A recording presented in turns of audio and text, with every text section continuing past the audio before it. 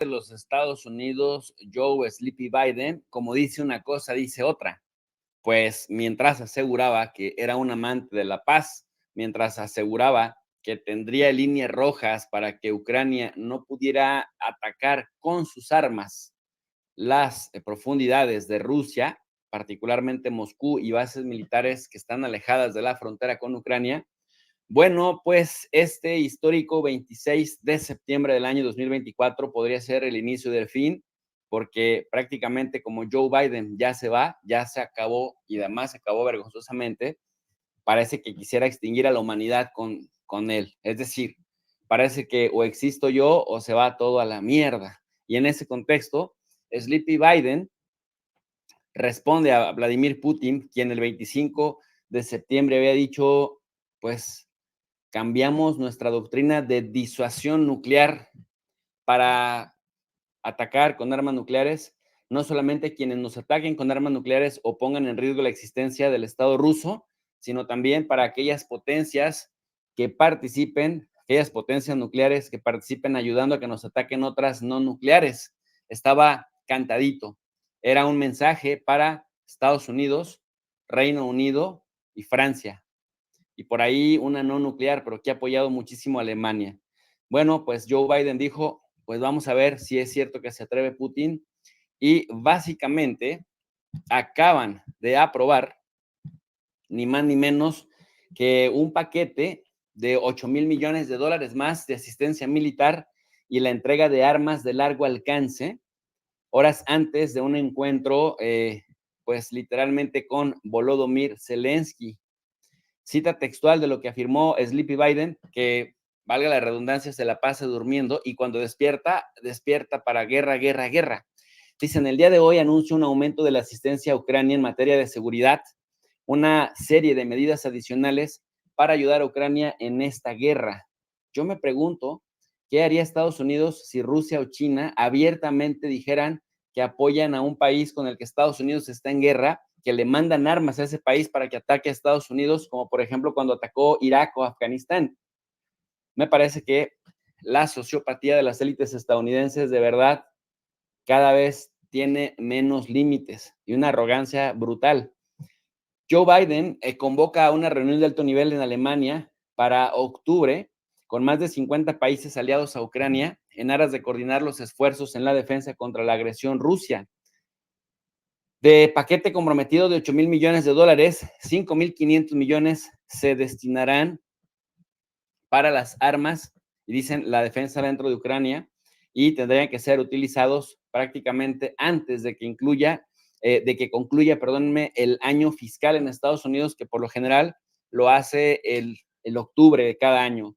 Otros 2,400 millones de dólares son asignados a través de la Iniciativa para la Asistencia en Seguridad de Ucrania, el USAID, lo que significa que esta ayuda no estará disponible en lo inmediato, pues se trata de armamento que procede de la industria de la defensa o de socios y no de las reservas. El presidente ucraniano Zelensky afirma desde Washington que esos casi 8,000 millones de dólares en asistencia militar anunciados por Estados Unidos ayudarán a su país a obtener la victoria contra Rusia.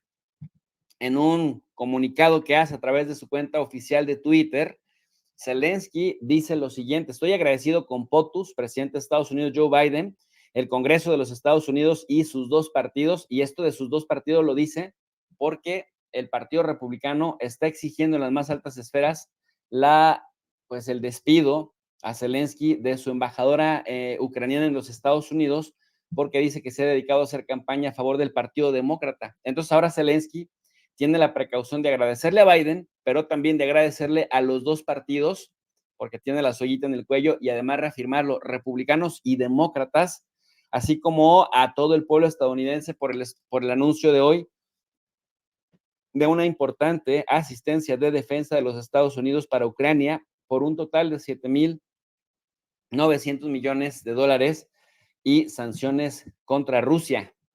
En nombre del pueblo ucraniano y nuestros valientes guerreros, dice Zelensky, en las líneas del frente, agradezco a nuestro aliado más cercano a los Estados Unidos por encontrar una manera de asignar la asistencia de seguridad restante a Ucrania y garantizar que la autoridad presidencial no expire antes del final del año fiscal estadounidense.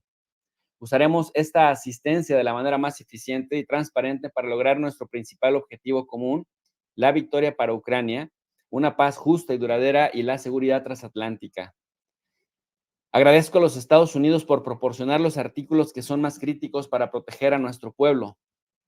Una batería de defensa aérea Patriot adicional, otras capacidades de defensa aérea e interceptores, drones, misiles de largo alcance y municiones aire-tierra, así como fondos para fortalecer la base industrial de la defensa de Ucrania.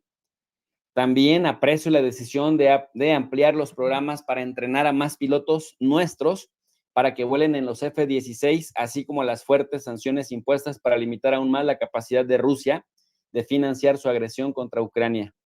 Ucrania y Estados Unidos siguen siendo aliados cercanos dedicados a defender la libertad, la vida humana y la seguridad compartida en Europa y más allá. Siempre hemos valorado el fuerte apoyo bipartidista. Nuevamente recalca lo de bipartidista porque ya se la tienen sentenciada los republicanos y dice el agradecimiento del apoyo estadounidense a la causa justa de Ucrania de derrotar la agresión rusa.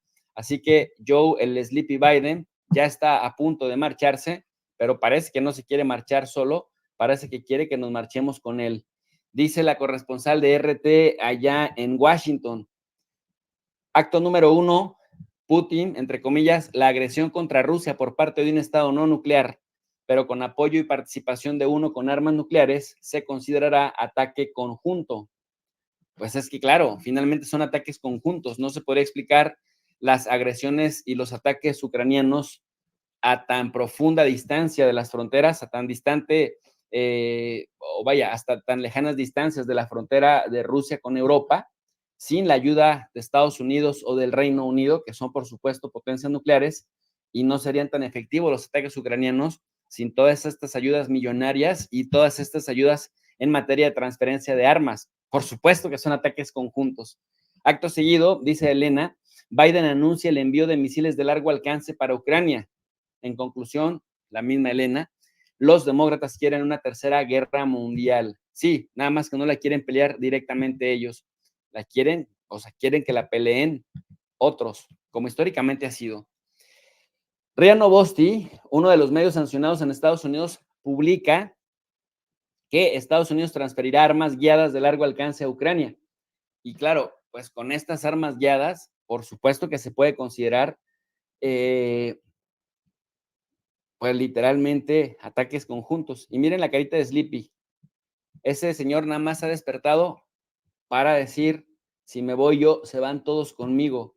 Más armas y armas para Ucrania. Y Donald Trump ya lo había advertido, ya no saben cómo salir de la guerra, dice, pero están poniendo en riesgo los intereses vitales de Estados Unidos. El comunicado de RIA Novosti es que Estados Unidos está transfiriendo armas guiadas de largo alcance a Kiev y que para fortalecer las capacidades de largo alcance de Ucrania, Biden dice, he decidido proporcionar a Ucrania armas guiadas por planeo de largo alcance.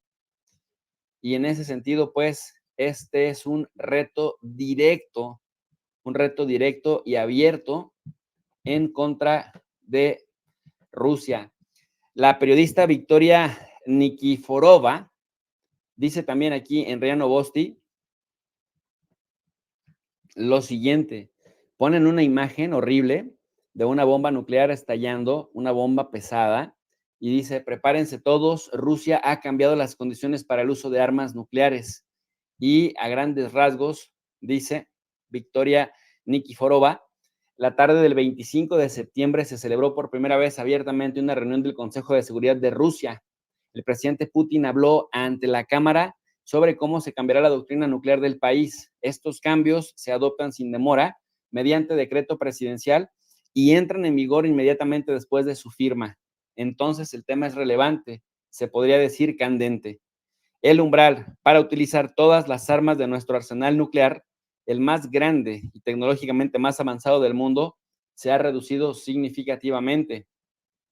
La laguna jurídica que permitió a las potencias occidentales luchar contra Rusia en modo proxy, utilizando la mano de obra de ucranianos y varios otros suecos, ha sido destruida. Ahora las armas nucleares pueden usarse contra estados no nucleares si agreden a Rusia con la ayuda de un estado nuclear. En la versión actualizada del documento se propone considerar la agresión contra Rusia por parte de cualquier estado no nuclear, pero con la participación o el apoyo de un estado nuclear como un ataque conjunto a la Federación de Rusia. Es decir, los estadounidenses, británicos y franceses ya no podrán esconderse detrás de los ucranianos, polacos, rumanos y países bálticos. La respuesta, si se toma la decisión adecuada, llegará a todos. Esto, por supuesto, que preocupa y ocupa a quienes nos dedicamos al análisis de las relaciones internacionales, porque estamos observando cómo de un lado atacan y confunden la prudencia con cobardía y han aumentado, han cruzado todas las líneas rojas. Veremos, pues, si la estrategia disuasiva de Putin le funciona a que no sigan elevando las líneas rojas los otros. Y por otro lado, veremos si los otros tienen un poco más de prudencia y en el nombre de sus pueblos y de los intereses de sus economías, por supuesto que se alejan de esa posibilidad a la que nadie quiere llegar excepto ellos. Vamos rápidamente con José de la Morena, quien regresa, digamos, nuevamente a los programas de análisis y analizamos más a fondo esto que estamos, pues, con mucha preocupación analizando. Pantalla. Me permitan saludarles Jesús López Almejo, investigador de CONACYT en México. Don Jesús, ¿cómo estás? Bienvenido, amigo. Hola, querido José, pues muy contento de volver a saludarte, de que estés nuevamente en acción en estos espacios. Ya hacía falta una voz como la tuya. Y bueno, pues gracias por la invitación, como siempre, un placer. El placer es mío. Y está también Guillermo Rocafort al otro lado, a quien también aprovecho para saludar. Guillermo es abogado, jurista, historiador, profesor de Economía de la Universidad Carlos III. Guillermo, un gustazo, ¿cómo estás? Pues muy bien, muchas gracias por invitarme y encantado de estar en este programa con tan magníficos intelectuales. Bueno, yo no, quita, de verdad. Yo no sé si por ese orden o como queráis, y ya sabéis que a mí si os interrumpís, pues tranquilamente, de ese respeto que yo sé que ya tenéis de todas formas, o sea que no hay problema. Pero me gustaría empezar con el asunto de Donald Trump, de la visita de Zelensky, que me hagáis un análisis pequeño porque no consigo saber, y llevo un rato intentándolo, ¿qué está sacando en realidad el Partido Demócrata de esta visita? Porque se suponía que en realidad el americano medio en las encuestas lo que quiere es terminar con la guerra de Ucrania. Y resulta que te visita el presidente de Ucrania, Volodymyr Zelensky, organiza el embajador ucraniano allí, bueno, una serie de idas, vueltas y visitas, en las que poco más o menos son actos de campaña demócrata a todos, por lo que, por cierto, Kevin McCarthy ha pedido la dimisión el portavoz de la Cámara de Representantes, ha pedido la dimisión el despido, no la dimisión, ha pedido el cese lo decía al principio del programa, del embajador, allí, de la figura del embajador en Estados Unidos, del embajador ucraniano, pero más allá de esto, Donald Trump le va sacando provecho. Quiero decir, te dice, no, si Zelensky solo habla de su presidente favorito, que soy yo. Dice, es que está como en eso. Entonces, no tiene uno muy claro para qué organizan esta película, en la que además hacen anuncios oficiales, como decir que van a dar otros 8.000 millones. Yo no sé, Jesús, Guillermo, quién quiere empezar, pero la cosa es tremenda. Bueno, por orden de nombramientos, si gustas, empiezo yo. Mira, bueno, quien acaba de solicitar la renuncia de la embajadora Oksana Dramaretska es Mike Johnson. Kevin McCarthy fue el anterior Speaker of the House. El actual es Mike Johnson y efectivamente lanza una carta pública. Es verdad que he dicho yo McCarthy. Sí, hemos puesto hasta la carta en la pantalla. Sí. Lo que es ir hablando del buen McCarthy tanto tiempo. Sí, es verdad que es Johnson. Sí, entonces Johnson le reclama públicamente a Volodymyr Zelensky, lo cuelga en todas sus redes en un documento además oficial, y recordar que este señor es el tercer político de más alto nivel en este momento circunstancial de Estados Unidos, solo por debajo de la institución del presidente y de la vicepresidenta.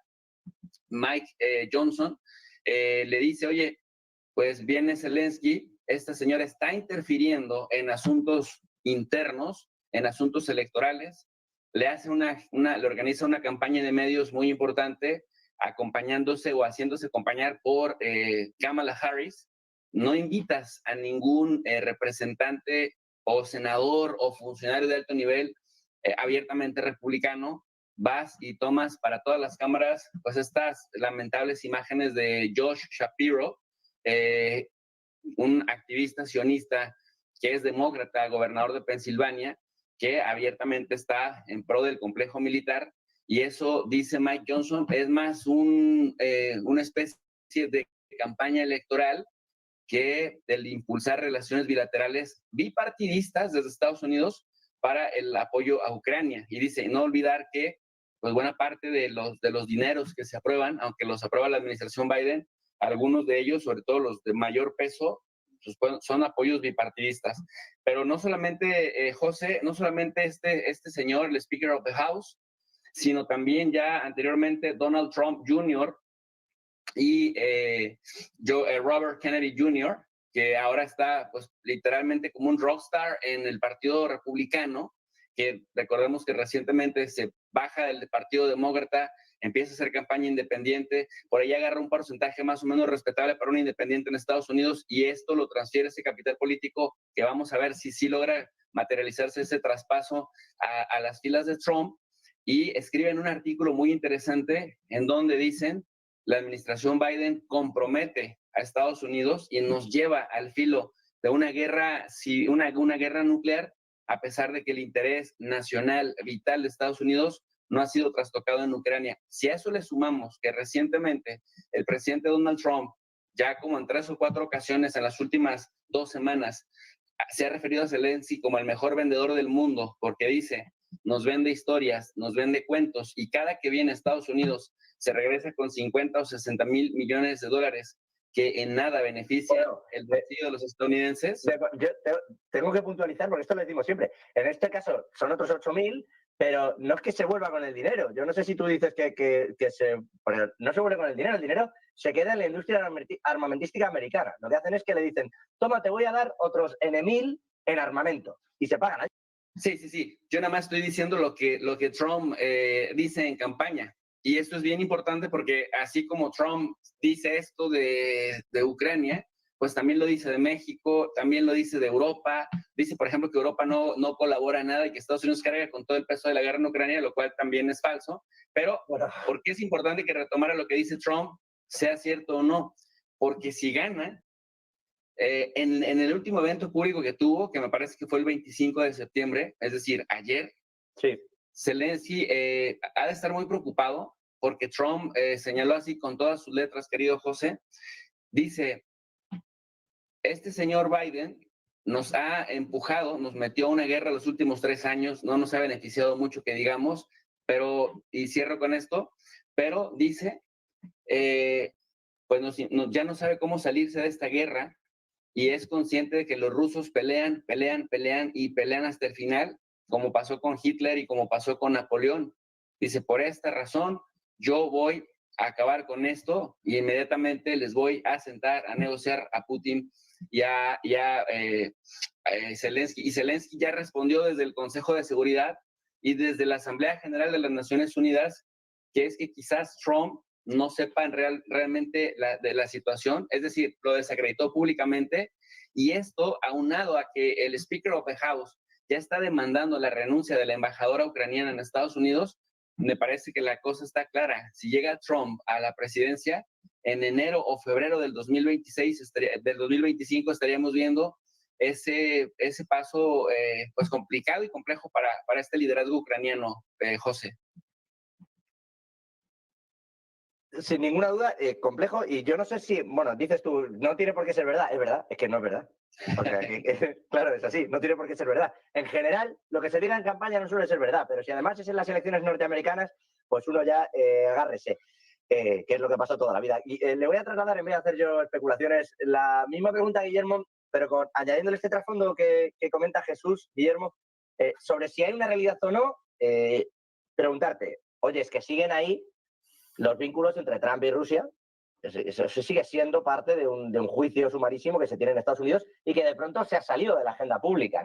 Nadie habla de esto. Y 2, realmente existe la capacidad de, porque el propio Trump en ese acto que mencionaba Jesús López Almejo, lo que dijo fue, estoy harto de dar dinero a un hombre que no se siente a firmar nada. Directamente dijo, no quiere firmar ningún tipo de pacto ni tratado. Entonces, claro, con eso sobre la mesa, ¿cuál es la realidad? que tú ves ahí detrás. Más allá de que luego, si gana Kamala, no hemos hablado para nada, claro. Bueno, la verdad es que la situación es muy complicada y realmente estamos hablando con un régimen como el de Zelensky que no rinde cuentas ni siquiera a su propia nación porque ha ilegalizado todos los partidos políticos y controla todos los medios de comunicación. De hecho, ha experimentado una crisis ministerial que yo creo que la gran parte de los ministros más relevantes de su gobierno pues han salido, ¿no? Digamos, es un gobierno bastante personalista y ya desde la época de Obama, pues ahí estaba ya Biden y, bueno, en fin, nos podemos retrotraer a la revolución de Maidán, ¿no? Realmente, Estados Unidos, ha experimentado durante estos 2 años y medio de conflicto durante la administración Biden, que hay que reiterar lo que ha sido con Biden, una gravísima crisis económica en términos de inflación y un gran malestar. No está enviando soldados, como pasó, por ejemplo, en la guerra del Vietnam o en la guerra de Corea, pero el coste en términos de guerra económica lo han sufrido especialmente, ¿no? La nación se ha desestabilizado, está muy alejado las tasas de crecimiento del BRICS, por ejemplo, y Estados Unidos ha dejado pendiente la gran transformación económica que tenía prevista Trump para su segundo mandato. ¿Por qué digo todo esto? Pues porque, digamos, aquí hay dos soluciones, o una huida hacia adelante, que es lo que está haciendo Biden y Kamala, con el objeto de, realmente es que no sé lo que buscan, desestabilizar el mundo, pero siempre tendría que ser con un propósito en un momento dado, pero aquí parece que lo único que les interesa es alimentar a los fondos buitre y engrasar la maquinaria armamentística, que parece que es en torno a lo que gravita pues, todo su poder interior, ¿no? Esos son más allá de la cultura woke, pero realmente la industria armamentística y los fondos buitre, que se posicionaron radicalmente del lado de Biden en las elecciones del 2020. Por lo tanto, yo creo que el nivel de presión que hay por parte de la clase política estadounidense, principalmente la conservadora o la republicana, es de una abierta confrontación con Ucrania. Porque Ucrania, digamos, se han envalentonado desde el punto de vista que no se ha puesto jamás en duda en Occidente las distintas medidas irresponsables que ha tomado Zelensky. Entonces ya se creen que todo el campo es orégano, entonces ya directamente convierten su embajada, pues yo qué sé, en un comando electoral de Kamala Harris, ¿no? Esto en España lo conocemos bien, pues porque, en fin, las asociaciones ucranianas muchas veces intentan practicar la cultura de la censura, de la cancelación. Yo creo que se están saliendo de un marco de respeto hacia la nación que los acoge y practican directamente una injerencia que al final se va a volver en su contra. Se va a volver en su contra porque el horizonte bélico es el que es. Entonces, bueno, me gustaría destacar, y con esto complemento la respuesta a tus preguntas, y creo que da una señal de hacia dónde va Europa, las recientes declaraciones del presidente de la República Checa, que además es un ex general de la OTAN, en el que señala que Ucrania tendrá que ser realista y aceptar, pues, amputaciones territoriales, ¿no? Y yo creo que por ahí van los tiros, ¿no? Y esa va a ser la presión creciente que va a recibir el régimen de Zelensky, con voces cualificadas de distintas naciones, que hasta ahora, como Chequia, siempre ha sido muy pro-ucraniana, pero claro, no podemos seguir así eternamente. O sea, y más cuando otras partes del mundo se están incendiando. Hay que poner un poco de inteligencia en esta sin razón. Europa tampoco puede agotar sus presupuestos en unas campañas bélicas absolutamente... Bueno, depende de dónde vaya, ¿no? Depende de hacia dónde se quiera dirigir, digo. O sea, que no lo digo yo en un pro una cosa o pro la otra, que luego aquí rapidísimamente queda uno enmarcado en pro ruso o pro otanista o pro ucraniano. Yo no lo digo por eso. Yo, más allá de llamar régimen o no, de momento ya está donde nos alcanza.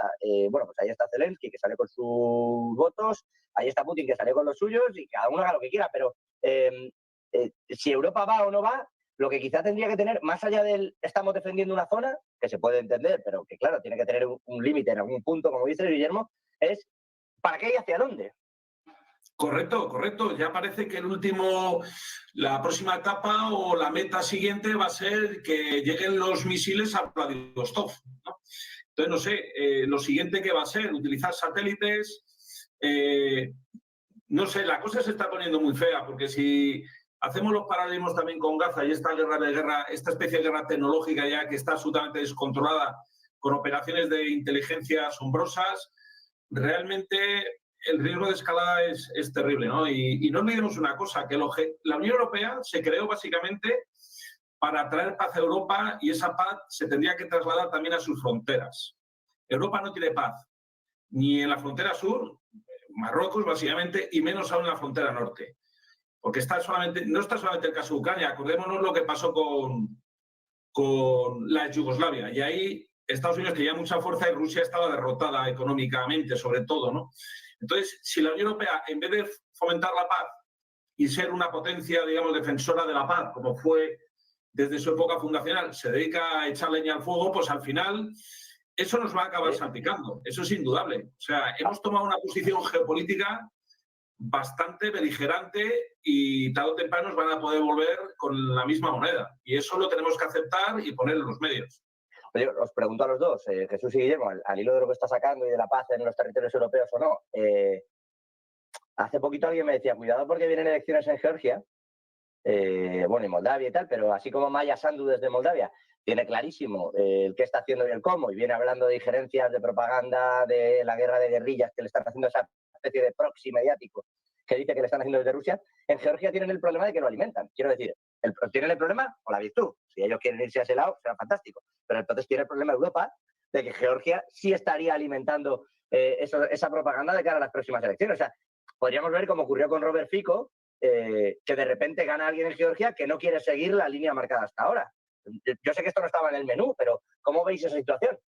Es que, querido José, la desfachatez es impresionante, desfachatez de los gobiernos europeos y de Estados Unidos ya no tendría por qué sorprendernos, pero a ver, están amenazando al Parlamento, al el poder legislativo de Georgia con sanciones porque están tomando una postura soberana en un proceso legislativo en donde pues, finalmente lo normal de una democracia es que en un parlamento se impongan las mayorías o se pongan de acuerdo con las minorías y logren sacar que un proyecto de ley se convierta en ley. Pero le llaman, a pesar de que fueron ministros de los países bálticos, fueron personajes relevantes de la política alemana, de la política italiana y la política francesa, hasta Georgia, hasta Tiflis, a promover la agenda pro Unión Europea, algo parecido a lo que sucedía entre el año 2013 en el Maidán en Kiev, y de pronto ellos mismos, estando ahí presentes, van y dicen, no podemos permitir la influencia rusa, cuando esta ley georgiana lo único que pide es que aquellas instituciones georgianas que reciban más del 20% del financiamiento extranjero, lo único que tienen que hacer es lo que Estados Unidos desde 1938 aprobó también en sus leyes internas, la ley de agentes extranjeros, es decir, que se sepa qué interés extranjero te está financiando, para qué asuntos, para qué temas y con cuánto dinero, punto. Bueno, pues eso les pareció muy mal a los gobernantes europeos, que cuando mandan a sus ministros de Relaciones Exteriores, que ya sabemos que los bálticos han tenido pues unas posiciones muy arbitrarias, pero también muy beligerantes, y que si por los bálticos y los escandinavos fuera, pues Europa ya estaría en llamas peleándose abiertamente contra Rusia. Georgia de pronto pareciera que es volver a 10 años atrás con los escenarios que ya sabemos, José. Sí, yo te digo que ya sabes que me gusta romper una lanza hacia el otro lado. Bueno, voy a dejar que lo haga Guillermo y si veo que cae para el mismo, entonces os lo digo. Guillermo. Bueno, ciertamente en el tema de Georgia, en conversaciones que he tenido con amigos expertos en la materia y siguen la cuestión, hay una honda preocupación. Una preocupación, y se piensa que puede ser la siguiente revolución de colores.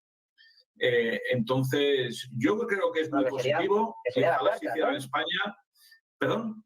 Que sería la cuarta ya, desde que empezaron. Sí, bueno, es que al final... La colores, que para el que no esté en este asunto, es en realidad una especie de derrocamiento del poder actual, tanto legislativo como el institucional, que decía el legislativo y el ejecutivo actual de Georgia, que tienen esa dependencia de las instituciones europeas. Bueno, pues con esa revolución de colores se pretendía revolcarlo, volverse absolutamente independientes, dicen, aunque en realidad se dice también que esas revoluciones de colores son próximas en realidad a Rusia. Iríamos por la cuarta, decía Guillermo, perdona. Eso, entonces hay una honda preocupación. Hay una honda preocupación. Lo que ha comentado Jesús, el compañero, con respecto a, bueno, no sé si ha sido tú, José Antonio, el tema de Moldavia. Moldavia también es otro polvorín, porque Moldavia es Rumanía de toda la vida, igual que Transnistria es Hungría. Todo esto se lo debemos a las potencias aliadas que vencieron en la Primera Guerra Mundial, que fragmentaron absolutamente, digamos, la zona del corazón de Europa Central, y ahora estamos sufriendo esas consecuencias. También se mencionó anteriormente las repúblicas bálticas. Las repúblicas bálticas han dado un viraje de 180 grados, de una neutralidad muy fructífera. Hay que recordar que Suecia era el principal proveedor de hierro de Alemania en la Segunda Guerra Mundial, y eso no le supuso ningún problema. Quizá ahora mismo las únicas naciones que están en Europa, que se están manteniendo neutrales como debería de ser, como fue por ejemplo España en la Segunda Guerra Mundial y en la Primera, son Irlanda y Austria. Y eso yo creo que es el ejemplo a seguir, porque Finlandia, que fue una antigua provincia rusa en la época de los zares y luego se emancipó, vamos a decirlo así, a raíz de la Revolución Bolchevique, ha disfrutado durante largas décadas de una neutralidad bastante fructífera también, que sobre todo ha permitido que en su frontera no hubiera bases militares, y ahora mismo se va a armar todo eso, con bases en un lado y en otro. Al final, digamos, esta especie de cerco que estamos viendo objetivamente desde la caída del muro de Berlín, que se está produciendo contra Rusia en todas sus fronteras, al final es una manifestación de que hay un ánimo de desestabilizar, ¿no? Porque al final el objetivo no es calentar la frontera, como se está haciendo también hacia Europa, aparte de esa franja, digamos, que nos separa con Rusia. El objeto es destruir Europa y destruir Rusia y balcanizarlo. Esa es la realidad. Y al final, pues podremos seguir viendo el mainstream y convencidos de que unos son muy buenos y otros son muy malos, como los western, las películas de los indios contra los vaqueros, ¿no?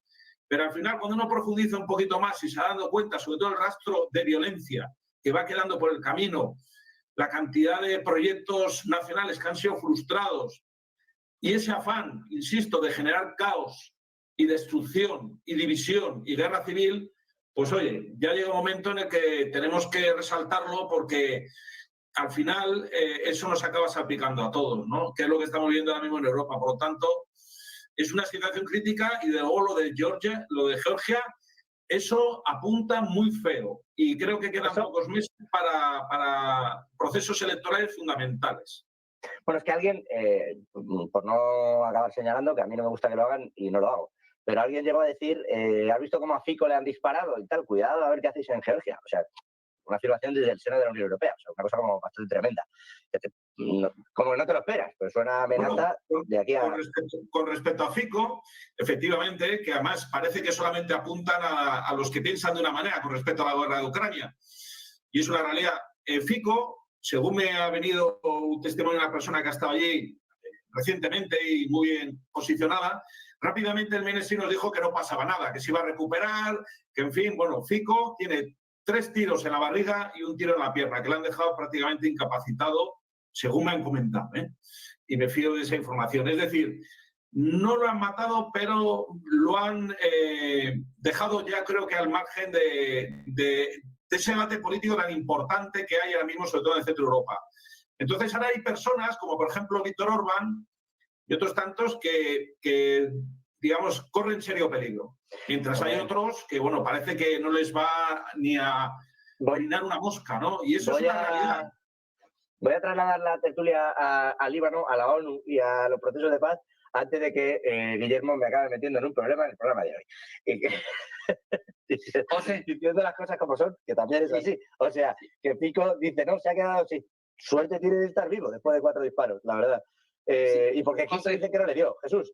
Antes de volar al Líbano, nada más quisiera complementar y cerrar lo que decía Guillermo y lo que había yo mencionado al principio. Las empresas del complejo militar industrial, más los fondos de las casas o los grandes fondos de inversión de Estados Unidos, y pues ahora sí que los bancos, 9 bancos que conforman la Reserva Federal de Estados Unidos, se les conoce como the power behind and beyond the chair. si lo traducimos al español castellano, estamos hablando del poder más allá o detrás de la silla, que significa que a pesar de que presidentes estadounidenses vengan o vayan, republicanos o demócratas, ese poder está ahí dispuesto a no conceder nada a nadie.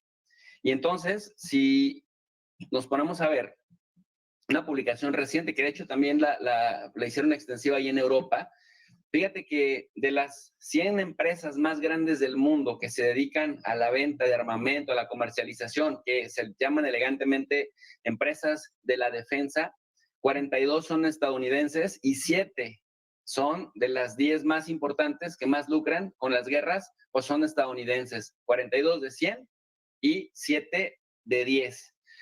Lockheed Martin, Raytheon Technologies, Northrop Grumman, Boeing o, por ejemplo, esta otra General Dynamics, por mencionar las más comerciales, las más top. Y, José, estas empezaron en febrero del 22 con acciones que tenían un precio de $60 aproximadamente. Hoy en día están arriba de $350 por acción. Entonces, esto nos lleva a pensar, pues entonces, ¿qué incentivo tienen estos en que haya paz? Y luego cuando uno se pregunta, oye, pero si Donald Trump ya está diciendo que en febrero del 2025 va a acabar con esto, cuando piensas en de plano estructural, es que la élite que controla Estados Unidos y por ende Europa, porque la verdad es que si para algo nos ha servido ver esto que pasa en Ucrania es la subordinación total y voluntaria de los gobiernos europeos frente a Estados Unidos, que como ya se acercaron tanto, ya probaron tanto la capacidad de defensa de Rusia, ahora hay que desescalar, porque bueno, con este cambio de la doctrina nuclear rusa que va a incorporar o que va a considerar la posibilidad de usar armas nucleares cuando una potencia nuclear ayude a un país no nuclear que ponga en una situación crítica la existencia del Estado, me parece que la élite estadounidense, este poder detrás de la silla dice, es momento de la distensión para no acercarnos a ese punto de no retorno. Claro, yo no sé si ese de Power Behind o quién, pero es verdad que toca y que también, oye, Lockheed Martin o compañías también han hecho sus dineritos en tiempos de paz y etcétera. No siempre te conviene que vaya la vida como va y a veces funciona. No, ya sabes que yo intento salirme de todos. Cada vez que me lleven a un rincón voy a intentar salirme de ahí, Jesús. Ya me conoces usted bien. Oye, pero ese el dato mata el relato, ¿eh? No te quiero llevar a ningún rincón, pero oye... No, pero no es dato mata relato. No es dato mata relato, quiero decirte, también hacía dinero Nvidia antes de que llegara la guerra con los microchips, ¿no? También las hacía con la inteligencia artificial.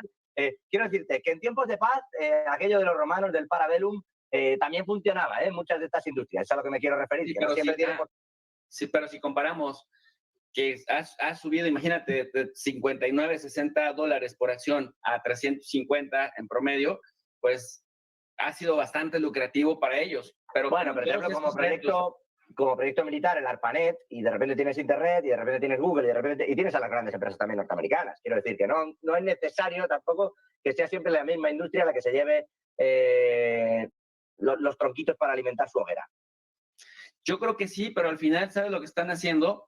Como ya se acercaron tanto a un punto de no retorno, entonces dicen, es momento de empezar la distensión, ganamos cíclicamente millones y millones de dólares y pues finalmente ya hicimos a los europeos dependientes de nuestro gas natural licuado, expulsamos a los rusos del mercado europeo y ahora sí, pues podemos distendernos. Vamos a ver qué pasa en Europa, sí, que la nueva comisión se parece mucho a la anterior comisión. Es una cosa fantástica. Os decía yo, no me quiero meter ahí, que luego entramos con von der Leyen y no salimos. Ahí sí que se me va la hora, Jesús. Se ríe también Guillermo. Dejadme ir al Líbano, por favor, dejadme ir. Propone la ONU 3 semanas de paz. Yo venía con este tema como diciendo, hombre, vamos a hablarlo. No me ha dado ni tiempo, porque ya ha dicho Israel que 3 semanas son muchísimas semanas y que además ese plan parte del Líbano y que esto no se va a hacer. ¿Cómo estáis viendo vosotros esa situación? ¿Qué sentido tiene que se esté llevando la guerra hasta ese punto? Porque hablaba, no sé si era Jesús o Guillermo, no sé cuál de vosotros era, que decía, esto se está escalando a un punto muy complejo, sobre todo porque no está dependiendo, y aquí es ese factor sorpresa, ¿no? Si esto fueran aquella teoría de juegos de Nash, de repente en Israel están más locos que en ningún otro sitio y van a seguir. Entonces, llegados a este punto, es como elemento discordante que hace que vaya a ganar. Según, insisto, aplicando esa regla económica por la que se llevó sus buenos premios, el bono de Nash, entre ellos un Nobel, de economía, pero esa teoría de juegos, si se aplica allí, no sabemos dónde va a acabar por culpa de Israel, mientras todo el mundo intenta ponerle freno, o, y aquí os queda la pregunta, es que en realidad la gente fuera de la Cámara no está poniendo freno. Bueno, yo creo que aquí se ve otra vez más la debilidad de la política de Biden y de Estados Unidos, porque no es capaz de, digamos, siempre han sido aliados estratégicos. El otro día leí que Reino Unido ya no va a suministrar más armas a Israel, en una posición claramente, vamos a decir, de paralización de sus colaboraciones, aunque seguirán colaborando, pero no van a suministrar más armas. Y Biden el otro día hizo un discurso verdaderamente, voy a describir, kafkiano, ¿no?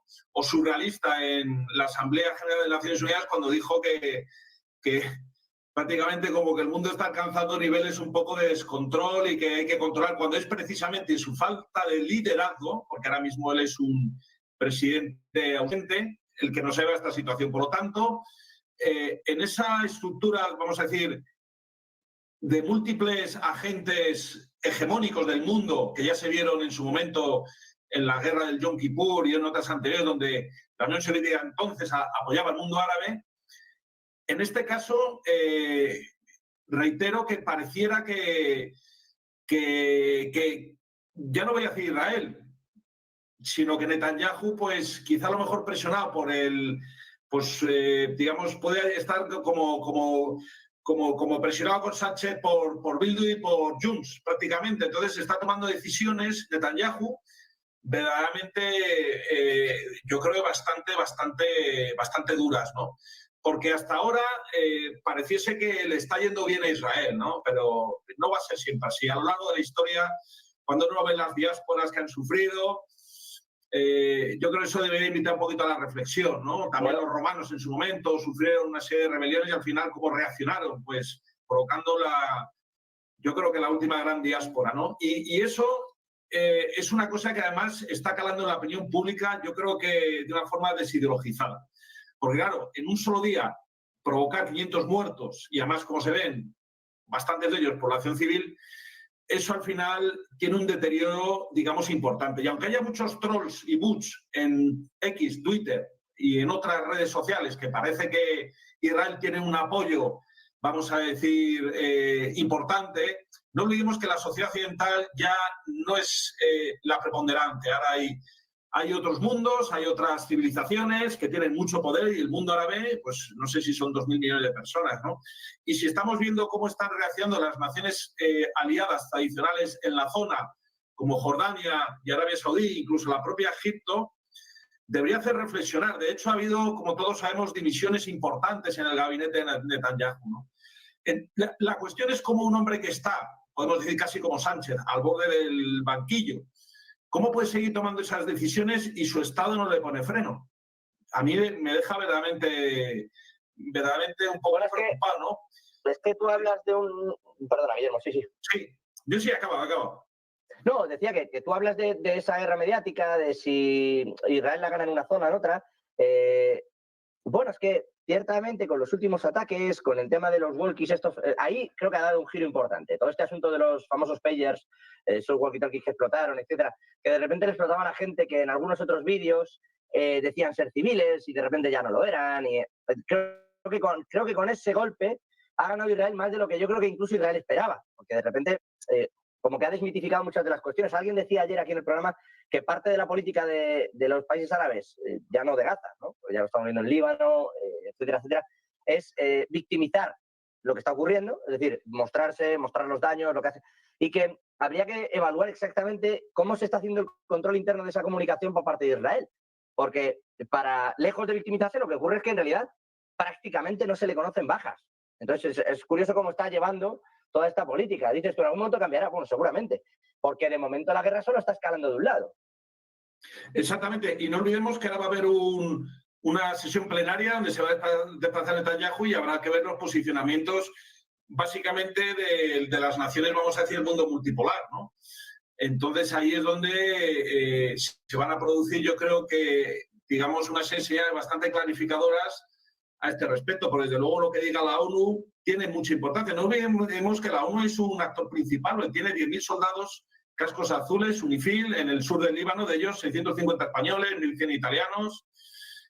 ¿Qué va a pasar? ¿Van a hablar sobre las bases? Porque hay infinidad de bases de múltiples países. Entonces, yo creo que realmente el traspasar esa frontera, pues al final yo creo que nos va a empujar como de Ucrania cuando Rusia traspasó su frontera con, bueno, Donbass y Luhansk.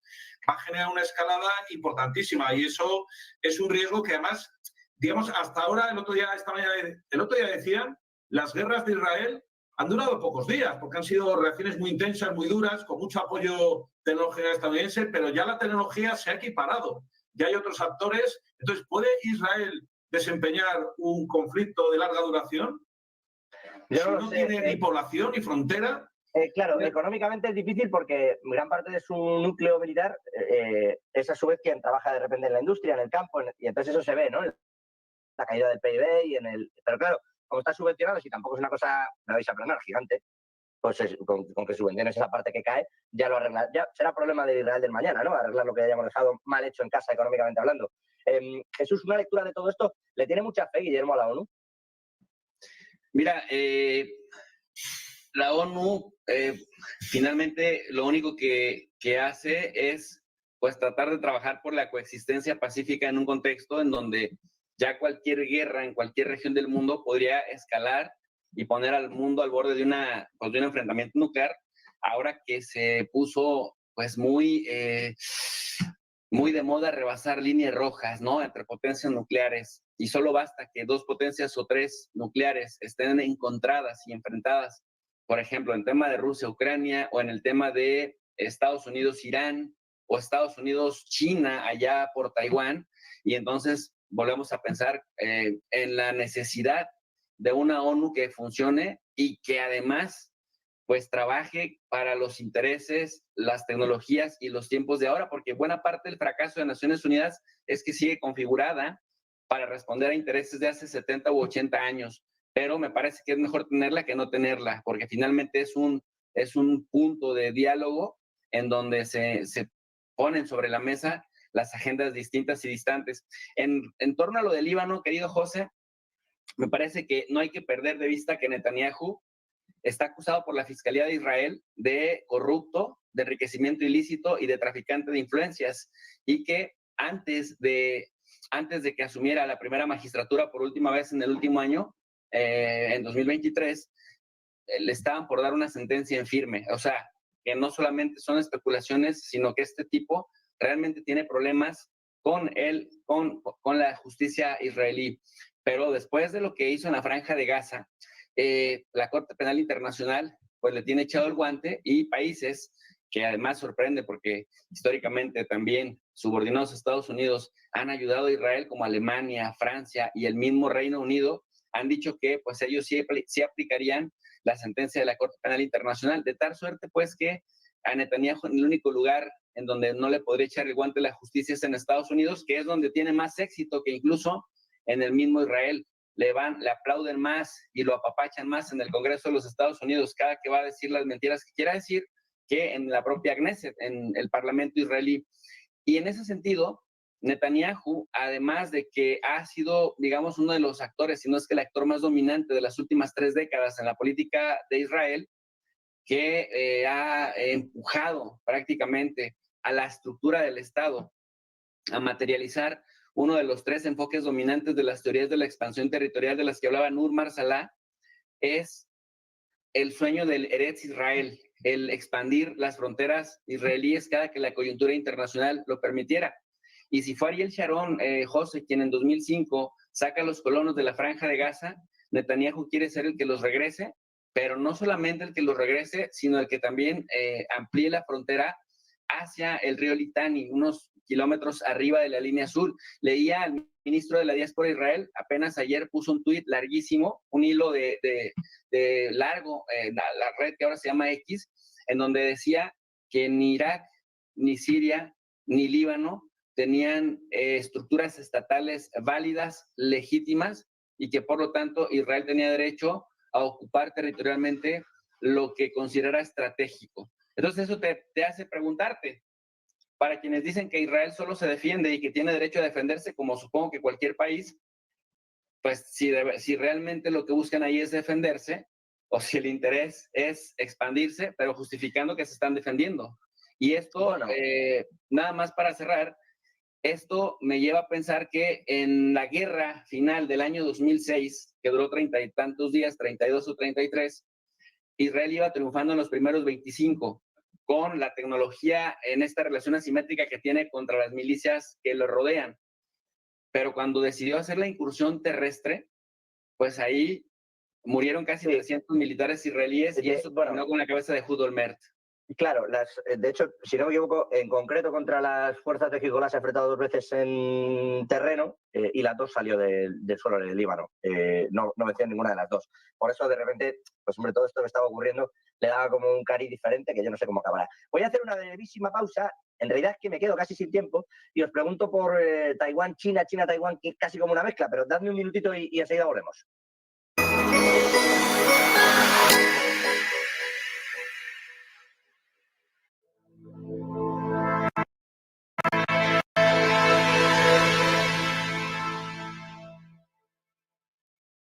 Ya estamos de vuelta, decía, nos quedan 2 minutos, Jesús López Almejo y Guillermo Rocafort al otro lado, y con ellos conversando sobre lo que está pasando en el prisma geopolítico, geoeconómico. Decía yo, se me queda China, casi a minuto por cada uno, porque si no se me va de la mano y, como siempre, me asesinan desde el control. Pero, que todavía estoy aquí, ¿eh? Pero, Guillermo, Jesús, la relación entre China y Taiwán, ¿qué está pasando ahí? Lo digo porque tecnológicamente se supone que es la joya de la corona también para Estados Unidos. Allí resulta que Israel consiguió ensamblar los famosos pagers que luego le coló a Hezbollah y compañía. Ahora lo investiga Taiwán. China está preocupada por este asunto porque se han beneficiado los aliados de Estados Unidos. Y en medio de todo esto, de momento, nadie dice nada de la independencia o no de la propia isla. Yo no sé, Jesús o Guillermo, ¿quién quiere analizarme este asunto rápido? Ok, bueno, entonces empiezo yo. Gracias, Guillermo, gracias, José.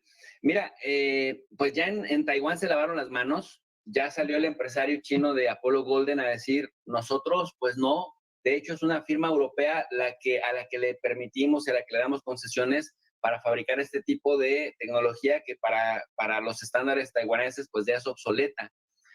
Y cuando empiezan las investigaciones sobre si es de Hungría, o sobre si es de otro país vecino, de Bulgaria, pues también salen en Hungría y en Bulgaria a decir, oigan, pues nosotros no fuimos tampoco. Entonces, como cada vez las investigaciones nos llevan a pensar que esto que en un principio se creía de que Israel tiene esta capacidad para, con software tipo Pegasus, para intervenir todos los dispositivos del mundo, todos los paneles solares, coches, bomba, walkie-talkies, etcétera, etcétera, y hacerlos explotar, pues después se ha ido deduciendo, pero esto sí, por inferencia, que en realidad agarraron el dispositivo físicamente y le insertaron algo físico para después, ahora sí, vía remota, poderle poner en sintonía como una bombita de ataque. Claro, pero en ese sentido, en teoría, los pagers en cuestión tenían un producto químico interno que con el sobrecalentamiento del propio dispositivo terminaban estallando. Y dicen que en el ensamblaje de eso en Taiwán, insisto, han detenido a 4 personas esta madrugada, es donde se les coló este asunto que comenta. Sí, entonces esto también ha sido muy importante que salgan a desmentirlo, aunque como bien dices, ya han ido pillando gente ahí en Taiwán, porque imagínate el gran fracaso que va a ser en cuanto a reducción de ventas por la desconfianza que al cliente le va a generar este tipo de pues anuncios, de decir, tu dispositivo se puede convertir en una bomba de tiempo y cuando alguien te quiere eliminar, lo pueden hacer, porque si hoy lo tiene un gobierno y un servicio de inteligencia como el de Israel, pues lo que está demostrado, José, en las relaciones internacionales es que esto detona las carreras armamentistas y las estrategias y lo que decía Guillermo hace un momento también, las distancias tecnológicas en lo militar, pues al final de cuentas tienden a igualarse hasta que alguien da un salto de calidad y se le vuelven a emparejar y eso es parte de las dinámicas de las carreras armamentistas y de las competencias entre los servicios de inteligencia por ver quién asesta el primer golpe antes de que lo igualen. Y en ese sentido, me parece que a Taiwán le va a quedar una marca muy, como esto de hecho en Taiwán, equivalente a peligro que este dispositivo pueda estallar y entonces hay que ver en los siguientes trimestres cómo le impacta en el valor de sus acciones y también si se mantienen sus ingresos de estas empresas en ese mismo nivel, José. Curiosa lectura e inteligente, la verdad, Jesús, sobre efectivamente lo que está ocurriendo allí. Le paso la parte política a Guillermo casi en un minuto. China no ha dicho nada de todo esto, Guillermo. Bueno, no ha dicho nada, pero sin duda que estará muy atenta y yo creo también preocupada, porque realmente, digamos, una cosa es que tengas o no una provincia díscola, como es el caso de Taiwán, o una parte de China que no reconoce la soberanía de la China continental, pero otra cosa bien distinta es que haya hipotéticamente, porque todavía no está del todo claro, que parece que sí, haya participado en una maniobra de inteligencia de este nivel, que puede no ser la única, es la primera, y después de esta, pues vendrán otros golpes de mano de esta naturaleza en un sentido y en otro, ¿no?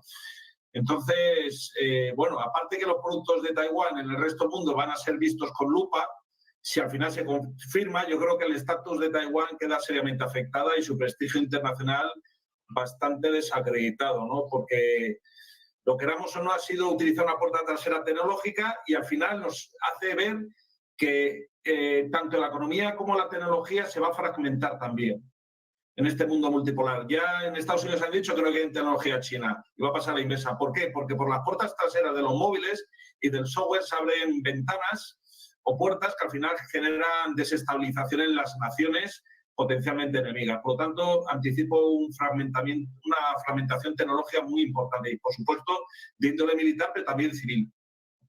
Bueno, la parte civil lo que pasa es que como que uno ya la asume, ¿no? ¿Quiere usted aceptar esto? Pues qué remedio. Quiero decir, le vamos a estar escuchando a usted día y noche. Bueno, pues muy bien, ¿qué le vamos a hacer? Y aquí estaremos. Lo que hacemos es que lo ponemos también en antena, Guillermo, y así ya se lo damos hecho, para que no necesiten nada. Guillermo Rocafort, Jesús López Armejo, a los dos, gracias por este ratito. Voy a dejarlo aquí porque de verdad que me quedo casi sin tiempo, pero siempre es un gustazo. Un placer saludaros de nuevo aquí, en este caso en Geoeconomía. Un abrazo. Gracias, un abrazo.